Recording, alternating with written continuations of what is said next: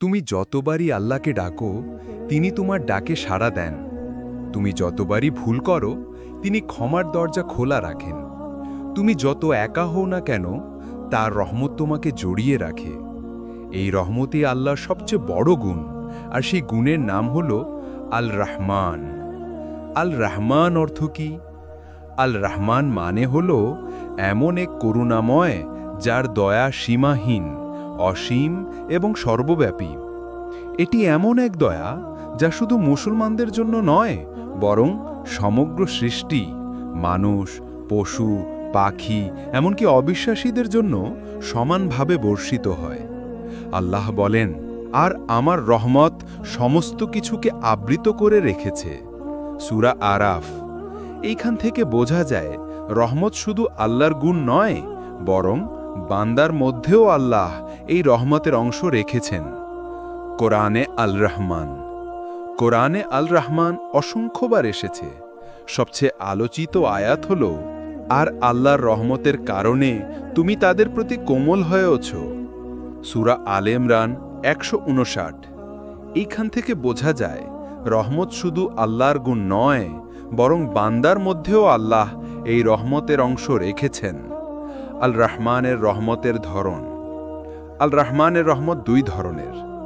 এক, দুনিয়াবী রহমত, খাওয়ার জন্য খাবার, থাকার জন্য আশ্রয়, শ্বাস নেওয়ার জন্য বাতাস, পাপী হলেও রিজিক দেওয়া। দুই, আখিরাতের রহমত, জাহান্নাম থেকে মুক্তি, জান্নাত লাভ, আল্লাহর সান্নিধ্য পাওয়া। রাসূল সাল্লাল্লাহু আলাইহি ওয়াসাল্লাম বলেছেন, আল্লাহর কাছে ১০০ অংশ রহমত আছে। পৃথিবীতে তিনি তার মধ্যে মাত্র ১ অংশ নাজিল করেছেন, যার কারণে মা তার সন্তানকে দুধ খাওয়ায় এবং পশুরাও তাদের বাচ্চাদের প্রতি দয়া করে। বুখারী, মুসলিম। অর্থাৎ আমরা যত দয়া দুনিয়াতে দেখি সবই আল্লাহর অসীম রহমতের মাত্র একটি অংশ, একটি গল্প। আল্লাহর রহমত। এক ব্যক্তি রাসূল সাল্লাল্লাহু আলাইহি ওয়াসাল্লামের কাছে এসে বলল, হে আল্লাহর রাসূল, আমি বহু পাপ করেছি, আল্লাহ কি আমাকে ক্ষমা করবেন? রাসূল সাল্লাল্লাহু আলাইহি ওয়াসাল্লাম বললেন, তুমি কি আল্লাহর রহমতকে সীমিত মনে করো? আল্লাহর রহমত এত বড় যে যদি তোমার পাপ আকাশ পর্যন্ত পৌঁছায় আর তুমি আন্তরিকভাবে তওবা করো, তবে আল্লাহ তোমাকে ক্ষমা করবেন। এই গল্প থেকে বোঝা যায় আল্লাহর রহমত কখনো শেষ হয় না। বাস্তব জীবনে আল রহমানের শিক্ষা। হতাশ হয় না, যত বড় ভুলই হোক আল্লাহ ক্ষমা করবেন। মানুষের সাথে কোমল ব্যবহার করো, কারণ আল্লাহর রহমতের অংশ তোমার ভেতরেও আছে। জীবনের প্রতিটি মুহূর্তে আল্লাহর রহমত খুঁজে বের করো। তুমি হয়তো শতবার ভুল করেছ, শতবার আল্লাহর অবাধ্য হয়েছ, কিন্তু আল্লাহর দরজা তোমার জন্য কখনো বন্ধ হয়নি। তার আরেক সুন্দর নাম আল গফুর। তিনি অপরম ক্ষমাশীল, তিনি ক্ষমা করতে ভালোবাসেন। আল গফুর অর্থ কি? আল গফুর অর্থ হল এমন ক্ষমাশীল যিনি বারবার, অসংখ্যবার ক্ষমা করেন।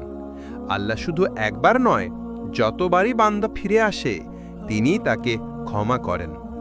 কোরআনে আল্লাহ বলেন, নিশ্চয়ই আমি বারবার ক্ষমা করি তাকে যে তওবা করে, ঈমান আনে, সৎ কাজ করে এবং তারপর সৎ পথে অবিচল থাকে। সূরা তহা ৮২। কোরআনে আল গফুর। কোরআনে আল গফুর নামটি বহুবার এসেছে, প্রায় ৯০ বারেরও বেশি। যেমন, আর নিশ্চয়ই তোমার রব ক্ষমাশীল, পরিপূর্ণ রহমতশীল। সূরা কাহাফ ৫৮। এখান থেকে বোঝা যায় আল্লাহর ক্ষমা আর রহমত একসাথে চলে। তিনি শুধু শাস্তি দেন না, বরং বান্দার ভুল ঢেকে দেন। আল গফুরের ক্ষমার ধরন। ১, পাপ মুছে দেওয়া। তুমি যখন আন্তরিক তওবা করো, আল্লাহ তোমার পাপ মুছে দেন। ২, পাপ ঢাকা রাখা। অনেক সময় তুমি গুনাহ করো, কিন্তু আল্লাহ সেটি মানুষের সামনে প্রকাশ করেন না। ৩, আখেরাতে ক্ষমা। বান্দা যদি আল্লাহর কাছে ফিরে আসে, আল্লাহ আখেরাতেও তাকে শাস্তি থেকে বাঁচান। একটি গল্প। আল্লাহর ক্ষমা। রাসূলুল্লাহ সাল্লাল্লাহু আলাইহি ওয়াসাল্লাম বলেছেন, একজন ব্যক্তি ৯৯ জন মানুষকে হত্যা করেছিল। এরপর সে একজন আলেমের কাছে গিয়ে জানতে চাইল, আমার জন্য তওবার সুযোগ আছে কি? আলেম বললেন, হ্যাঁ আছে। আল্লাহর রহমত এত বড় যে তোমার জন্য ক্ষমা আছে। সে তওবা করে সৎ পথে চলতে লাগল। অবশেষে আল্লাহ তাকে ক্ষমা করে দিলেন। বুখারী ও মুসলিম। এই হাদিস আমাদের শেখায়, আল্লাহর কাছে ফিরে আসলে পাপ যত বড়ই হোক আল্লাহ ক্ষমা করে দেন। বাস্তব জীবনে আল গফুরের শিক্ষা। হতাশ হয় না। তুমি যত গুনাহ করো না কেন, আল্লাহর কাছে ক্ষমা চাইতে পারো। তওবা করতে দেরি করো না, কারণ তুমি জানো না কখন মৃত্যু এসে যাবে। অন্যকে ক্ষমা করো, যেমন আল্লাহ তোমাকে ক্ষমা করেন, তুমিও অন্যকে ক্ষমা করো। মানুষ তোমার ভেতরের কষ্ট জানে না। মানুষ শুধু তোমার হাসি দেখে, চোখের অশ্রু দেখে না। কিন্তু একজন আছেন যিনি সব জানেন, তোমার অন্তরের গোপন কথা, তোমার দুঃখ, তোমার স্বপ্ন, এমনকি তোমার ভয়। তিনি হলেন আল আলিম, সর্বজ্ঞ সর্বজ্ঞানী আল্লাহ। আল আলিম অর্থ কি? আল আলিম অর্থ হল যিনি সব কিছু জানেন, তার জ্ঞানের বাইরে কিছুই নেই। তিনি অতীত জানেন, বর্তমান জানেন, ভবিষ্যৎ জানেন। এমনকি আমরা যে কথা বলিনি, কেবল অন্তরে ভেবেছি, সেটিও তিনি জানেন।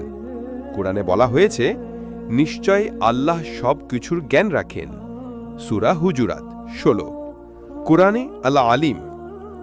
কোরআনে আল আলিম নামটি বহুবার এসছে, প্রায় ১৫৭ বারেরও বেশি। তোমাদের জিহ্বায় যা উচ্চারণ করো আর অন্তরে যা গোপন করো, সবকিছুরই জ্ঞান আল্লাহ রাখেন। সূরা আলে ইমরান ২৯। এখান থেকে আমরা বুঝি, মানুষকে হয়তো আমরা ফাঁকি দিতে পারি, কিন্তু আল্লাহকে নয়। আল্লাহ আলিমের জ্ঞানের বৈশিষ্ট্য: ১ অসীম জ্ঞান, ২ লুকানো বিষয়ও জানেন, ৩ অতীত ও ভবিষ্যৎ একই সাথে জানেন। তিনি জানেন আগামীকাল তোমার কি হবে, তুমি কোথায় যাবে। একটি গল্প। আল্লাহর জ্ঞানের সামনে মানুষ অসহায়। একবার হযরত মূসা আলাইহিস সালাম ভেবেছিলেন দুনিয়ার মধ্যে তিনিই সবচেয়ে জ্ঞানী। তখন আল্লাহ তাকে পাঠালেন খিজির আলাইহিস সালামের কাছে, যিনি আল্লাহর বিশেষ জ্ঞানে শিক্ষিত ছিলেন। খিজির আলাইহিস সালাম মূসাকে দেখালেন এমন কিছু কাজ যা প্রথমে অদ্ভুত মনে হয়েছিল, যেমন একটি নৌকা ক্ষতিগ্রস্ত করা, একটি বালককে হত্যা করা। পরে ব্যাখ্যা এলো, এগুলো আল্লাহর বিশেষ হিকমা অনুযায়ী হয়েছিল। এখান থেকে আমরা শিখি, আল্লাহর জ্ঞানের সামনে মানুষের জ্ঞান খুব সামান্য। সূরা কাহফ আয়াত ৬০ থেকে ৮২। বাস্তব জীবনে আল আলিমের শিক্ষা: গোপন পাপ থেকেও সাবধান হও, কারণ আল্লাহ জানেন। মানুষ না জানলেও তুমি একা নাও। যখন তুমি কাঁদো, কেউ না জানলেও আল্লাহ জানেন। তাকওয়া অর্জন করো, মনের ভেতর যেমন বাহিরেও তেমন হও। মানুষ যতই ভালো হোক, তবুও তার ভেতরে থাকে ত্রুটি। কিন্তু একজন আছেন যিনি কখনো ভুল করেন না, যিনি কখনো অন্যায়ের দিকে ঝুঁকেন না। তিনি হলেন আল কুদ্দুস, সর্বাপেক্ষা পবিত্র আল্লাহ। আল কুদ্দুস অর্থ কি? আল কুদ্দুস মানে হল যিনি সব অপূর্ণতা ও দোষ থেকে মুক্ত, যিনি সম্পূর্ণ পবিত্র।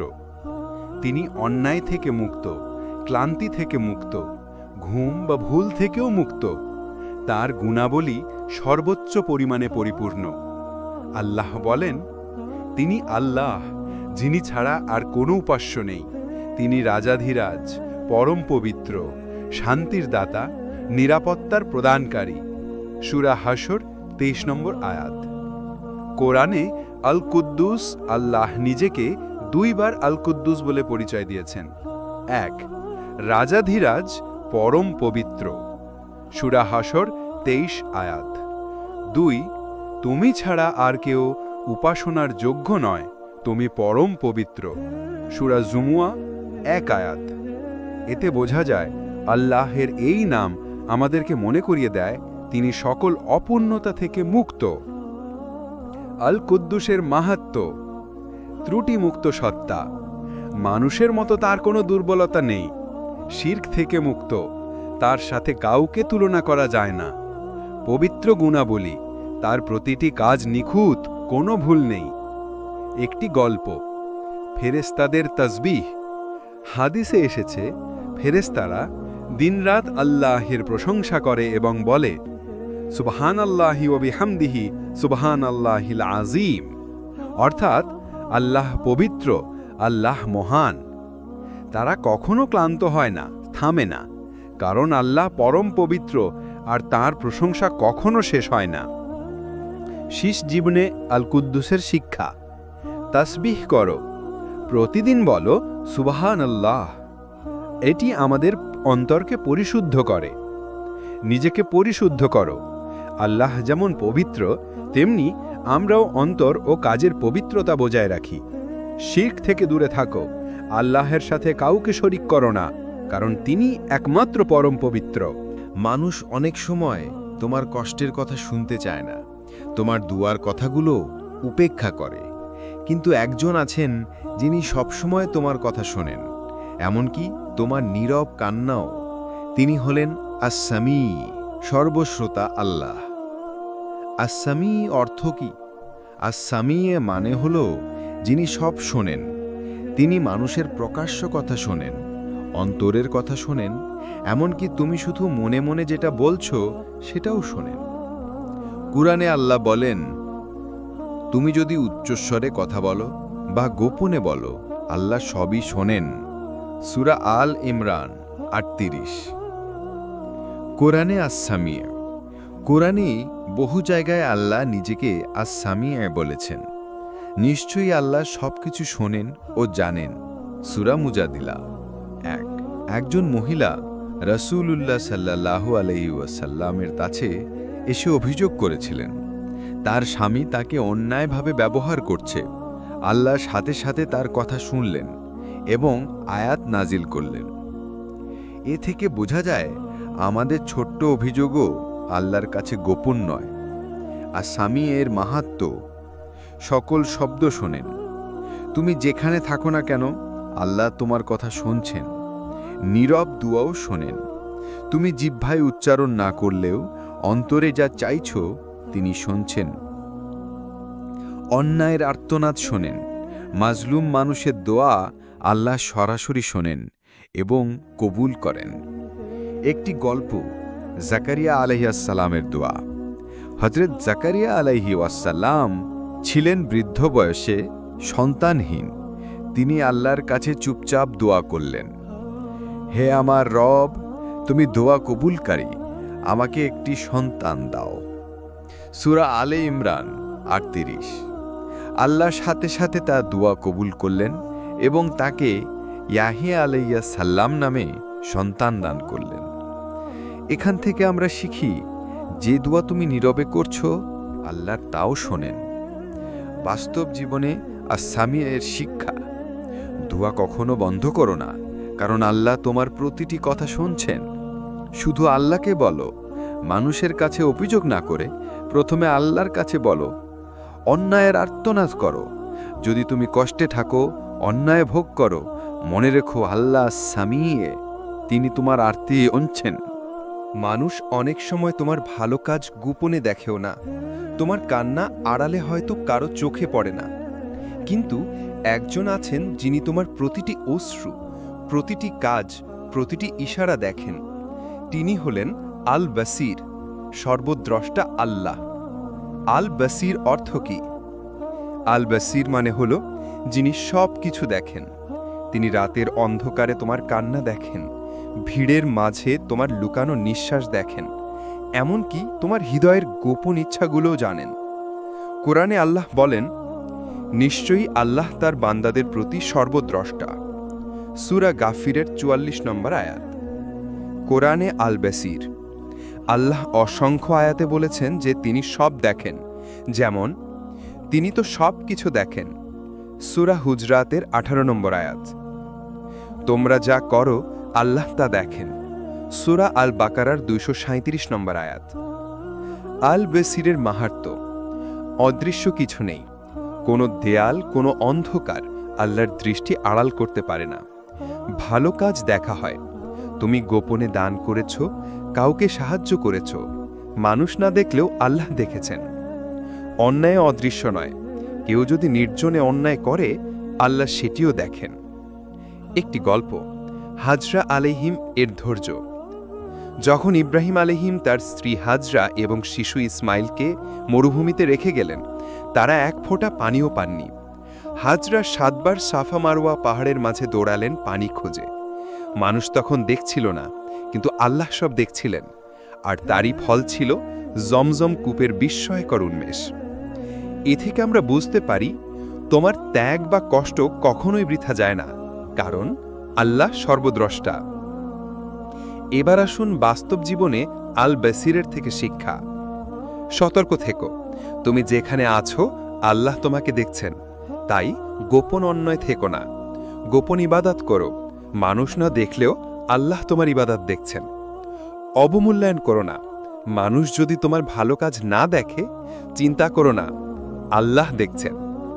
মানুষের আদালত অনেক সময় অন্যায় করে, অনেক সময় শক্তিশালীর পক্ষে রায় দেয়, কিন্তু একজন আছেন যিনি কখনোই অন্যায় করেন না, যিনি সর্বদা ন্যায় বিচার করেন। তিনি হলেন আল হাকাম, সর্বোত্তম বিচারক আল্লাহ। আল হাকাম অর্থ কি? আল হাকাম মানে হল যিনি বিচার করেন, যিনি চূড়ান্ত সিদ্ধান্ত দেন। মানুষের বিচারভঙ্গি সীমিত, পক্ষপাত দুষ্ট হতে পারে, কিন্তু আল্লাহর বিচার নিখুঁত, ন্যায়ভিত্তিক এবং সর্বশেষ সত্য। কুরআনে আল্লাহ বলেন, আল্লাহই সর্বোত্তম বিচারক। সূরা 3 আয়াত 8। কুরআনে আল হাকাম, আল্লাহ বহুবার তার ন্যায় বিচারের কথা বলেছেন। তোমরা যা নিয়ে মতভেদ করো তার বিচার আল্লাহ করবেন। সূরা আশ-শুরা 10। আল্লাহ দ্রুত হিসাব গ্রহণকারী। সূরা ইব্রাহিম 51। আল হাকামের মাহাত্ম্য, কোনো অন্যায় লুকানো যাবে না। মানুষের আদালত ফাঁকি দেওয়া যায়, কিন্তু আল্লাহর বিচারে কিছুই আড়াল থাকবে না।